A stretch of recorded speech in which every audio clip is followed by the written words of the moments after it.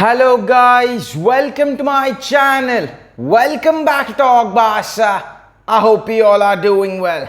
And this is the biggest match of the season so far. It's Barcelona versus Real Madrid in La Liga match day 9. And this is a match, guys.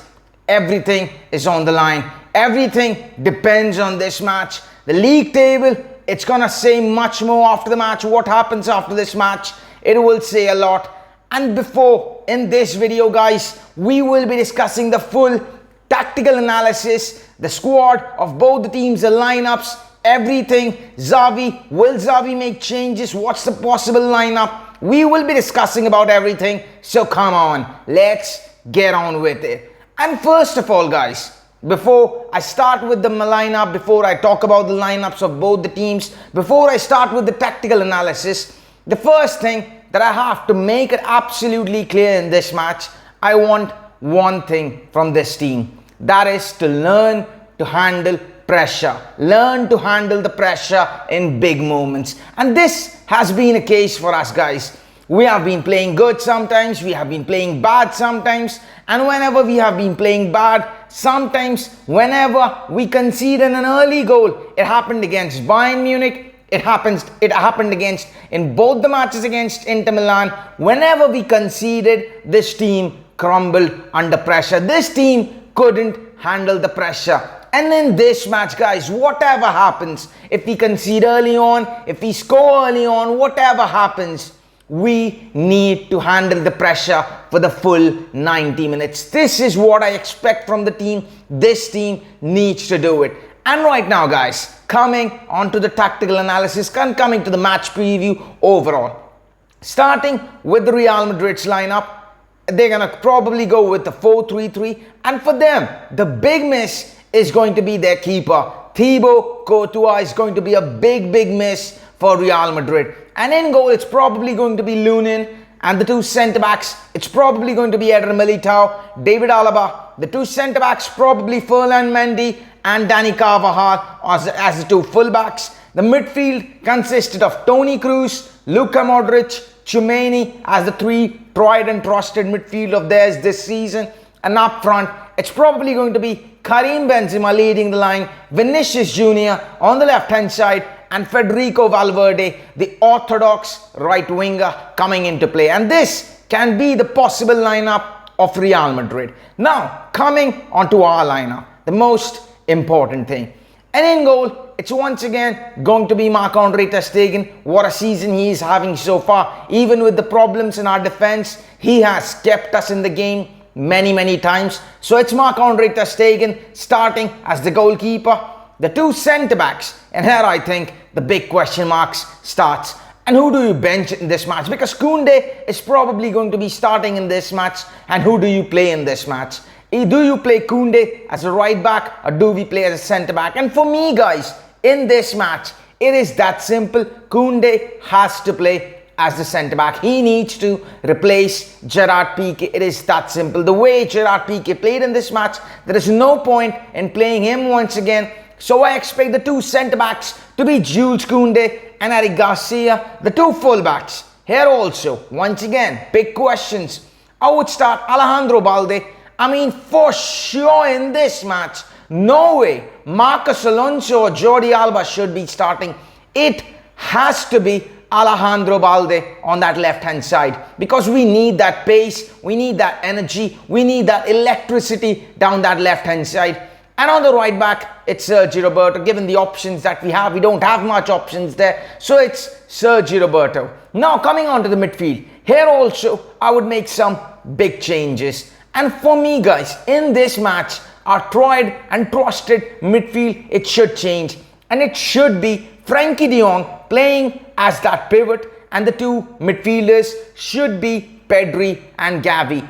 And why do I select this midfield? We will be discussing about that in just a minute. And in the up front, it should be Robert Lewandowski starting as that number 9 and the two wingers. On the right-hand side, basically, it should be Rafinha and Dembele on that left-hand side. This really worked against Inter Milan, and this can be our possible lineup. Now, coming on to the tactical analysis, and here I think many big questions will be asked about the team.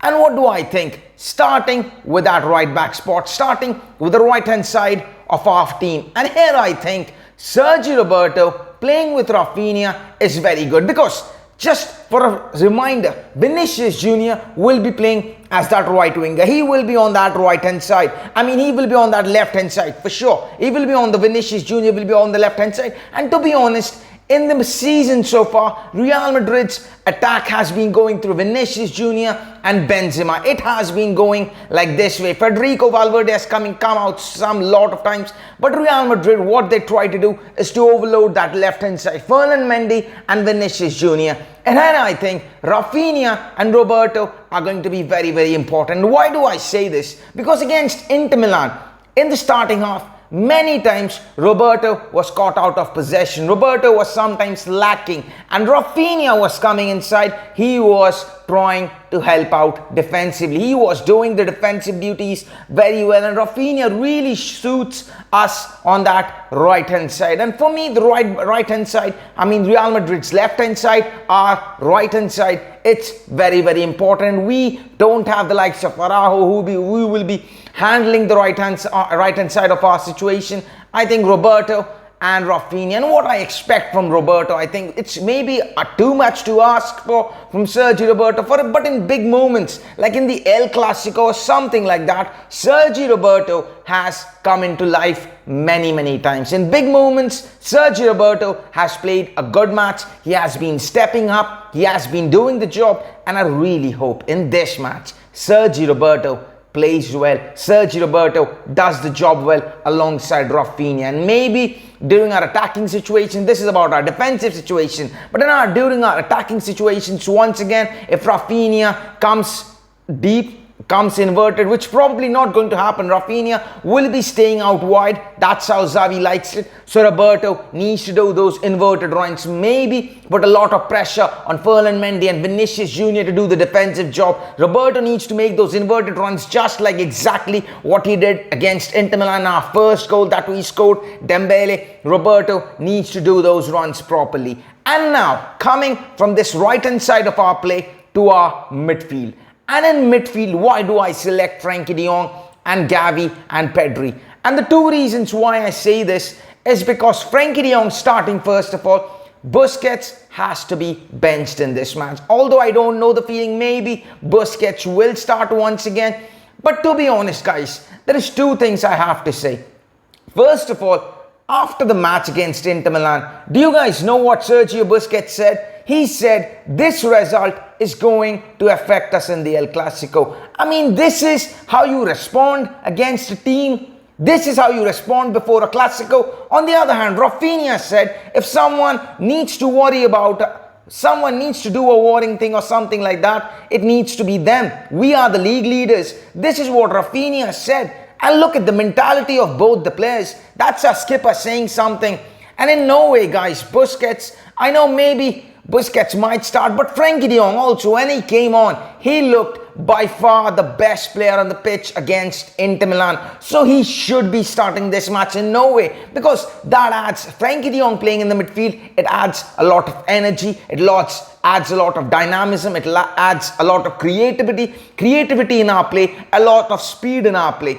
And secondly, playing Gavi. This is a match where I think you absolutely cannot bench Gavi. And of course, if Busquets is playing, it's either or two, because Pedri will be starting, that's for sure. So there's only one spot, and who do you play? Frenkie de Jong or Gavi? And that's the reason why I want to play Frenkie de Jong and Gavi together, because this is a match suits Gavi. Why do I say this? Because of that counter pressing, because of that intensity, because Real Madrid are not a team that's going to sit deep, defend, they're going to absorb the pressure. That's not going to happen. They're going to come out, they're going to play their game, they're going to have possession, they're going to build the play, and sometimes maybe Toni Kroos will be dropping deep, or Modric will be dropping deep, and he will be angling those cross-field passes, and Kroos can do this with his eyes closed. Kroos can absolutely make those passes with his eyes closed, and this is where I think Gavi needs to be played. Gavi needs to play, is very important. And once again, there is Pedri Gonzalez.